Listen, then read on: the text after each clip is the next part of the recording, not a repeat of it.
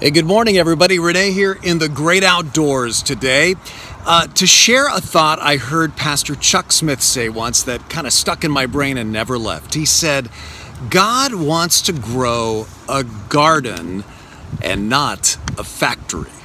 God wants to grow a garden and not a factory. Now, I'll explain to you what that means to me in just a minute, but last weekend I talked about Jesus's attacks on those legalistic Pharisees. And one of those Pharisees who became a follower of Jesus was Saul, who would later change his name to Paul. And of course, he ended up writing much of the New Testament. And he continued his attacks, Jesus's attacks on the Pharisees. Here was a guy who had been a Pharisee himself, and he just kind of continues those attacks on the Pharisee mindset, getting trapped in human performance, being performance-oriented with your religion. I've told some of you that the verse that the Apostle Paul wrote that changed my life was Galatians 3:3, which says, I would like to learn just one thing from you. Did you receive the Spirit by the works of the law or by faith? How can you be so foolish, having begun in the Spirit? Are you now trying to attain your goal through human effort?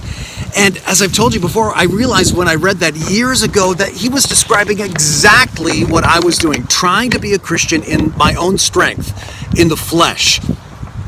And now I want to get back to Chuck Smith's phrase, God is running a garden, not a factory. He's talking about the difference between works, the factory, and fruit, the garden. We think what God wants from us is our hard work, kind of like he's a factory owner. But what he wants is fruit, like a grower, the fruit of the Spirit, love and joy and peace and so on.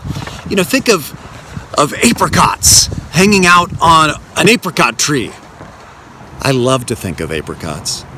But anyway, think of apricots hanging out on the fruit tree. The apricots aren't out there struggling to get ripe. All they have to do is hang in there. Ripening is the natural product of their relationship with the tree. As long as they are connected, abiding in the tree, then they are going to eventually mature and ripen into fruit, sweet, delicious apricot fruit. Anyway, ironically, legalistic systems tend not to actually produce any lasting fruit of the Spirit in people's lives because people are focused on what they're doing and all the rules they're keeping, and they're not allowing Jesus to grow the fruit in them.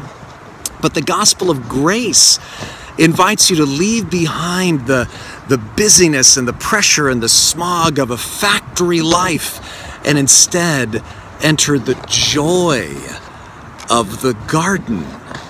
Remember, in your spiritual life, God is running a garden and not a factory. Think about that, and I know you will have a great day.